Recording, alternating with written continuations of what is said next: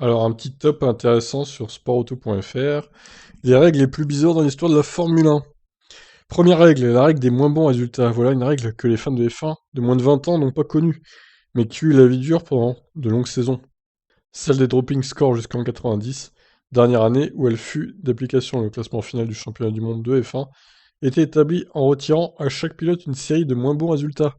L'exemple le plus célèbre, 1988, lorsqu'Ayrton Senna fut sacré champion avec 90 points, l'équivalent de ses 11 meilleures courses sur 16, devant Alain Prost 87. Sur la totalité de la saison, c'est pourtant le Français qui avait marqué davantage, 105 à 94. J'avoue que cette règle, quand même, moyenne, quoi, hein. Alors, qualification sur un tour, ça c'était pas mal pourtant. De la même manière que la décennie 2010 a été marquée d'une domination Mercedes, le début des années 2000 était teinté de rouge. La F1 se gratta la tête pour tenter d'enrayer quelque peu la machine écarlate et bouleversa le format des qualifs du Nord, en vogue depuis 96 pour un mode sur un seul tour. Le système dura jusqu'à fin 2004, avant que ne débarque un autre système assez bizarre. Qu'on voit maintenant, les qualifications cumulées de toutes les bizarreries récentes, celles-ci méritent une palme. Depuis début 2005, la F1 se cherchait encore sur le meilleur format pour ses qualifs. Une idée germa d'organiser 2 séances, en plus de la traditionnelle du samedi, les pilotes disposaient d'un roulage en plus le dimanche matin. Cette fois-là, avec la même charge de carburant que pour le départ de la course cerise sur le gâteau.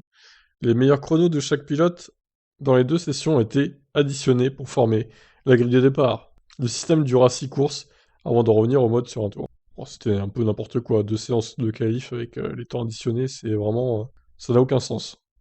La saison 2005, de peur de voir Ferrari et Michael Schumacher continuer à enfiler les titres comme des perles en tuant tout le suspense du championnat, la F1 toucha la Scuderia à l'un de ses points forts, les pneus Bridgestone. Ni une ni deux, il fut décidé que les changements de gomme en qualif et en course seraient interdits. Les Michelin, qu'utilisaient alors la majorité des écuries, étaient plus endurants.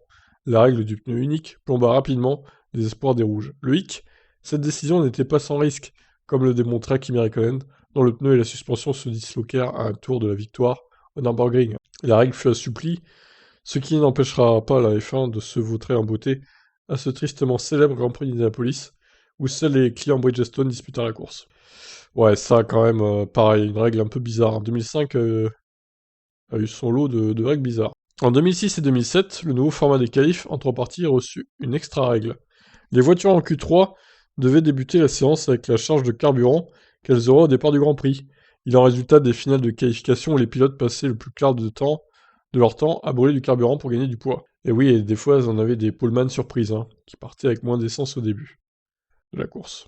Alors, souvenez-vous, début 2016, la F1 eut cette drôle d'idée de modifier le format des qualifs, en vigueur depuis 2006. Le concept, plutôt que d'éliminer les voitures à la fin de chaque séance, comme dans le système actuel, elles étaient éliminées une par une via un compte à rebours. Après un certain temps donné pour signer un premier tour, toutes les 90 secondes, une voiture était éliminée. En théorie, du piment en plus en pratique, une véritable débâcle. Les écuries ont vite compris que rester au box à attendre que l'orage se passe était plus intelligent que de risquer l'élimination. La mascarade ne dura que 2 courses. Ouais, ça c'était pas une règle très, très intéressante quand même. Ensuite, septième. Ah ouais, les doubles points à Abu Dhabi en 2014. Ça, c'est une belle connerie aussi, hein. Afin de pimenter la fin d'une saison archi-dominée par Mercedes, la première d'une longue série, la F1 décida en 2014 de doubler l'attribution des points pour la finale d'Abu Dhabi. Le vainqueur de la course obtiendrait 50 points, le deuxième 36, etc. Séparés par 17 unités, Hamilton et Rosberg ont bel et bien clôturé leur lutte pour la titre Ayas Marina, mais pas vraiment sur le fil. L'Allemand fut victime d'un souci mécanique et termina 14e, laissant le score à son équipier victorieux. Heureusement que ça n'a pas été l'inverse, parce que du coup, Hamilton aurait perdu le titre pour un point à cause des doubles points, quoi. Oh là là, ça aurait été un scandale. En 2015 et courant 2016, au plus fort de la lutte Hamilton-Rosberg, la réorientation sur ce qu'on pouvait dire ou non par radio a connu plusieurs changements, soit pour laisser davantage la responsabilité aux pilotes ou éviter les consignes d'équipe. La farce tourna au point que les ingénieurs devaient choisir avec parcimonie les infos à donner, même en cas de problème avec la voiture. Depuis ces quelques balbutiements, les règles entourant les communications radio ont été allégées, pour le bien de tous. Bon après, en off, ils ont mis ça, mais ça n'a aucun sens de le mettre dans le top, quoi. Donc c'était vraiment un top 8 plus qu'autre chose. Donc voilà. C'est vrai qu'il y a eu des règles un peu étonnantes, surtout au niveau des qualifs, hein. Vraiment, c'est là qui a été... c'est ce que la F1 s'est vraiment cherché au niveau des qualifs, je trouve. On le voit encore hein, avec les qualifs sprint cette saison. Et bon, voilà. Bon, sinon, globalement... Puis ouais, c'est vrai que les meilleurs résultats aussi... Les 11 meilleures courses sur 16, ça aussi, c'est une belle connerie, hein. En même temps, à l'époque, la fiabilité était moins grande que maintenant aussi, ça joue. Voilà, qu'est-ce que vous en pensez de ces règles un peu bizarres qu'a connues la F1? Je vous laisse réagir dans les commentaires. Ciao.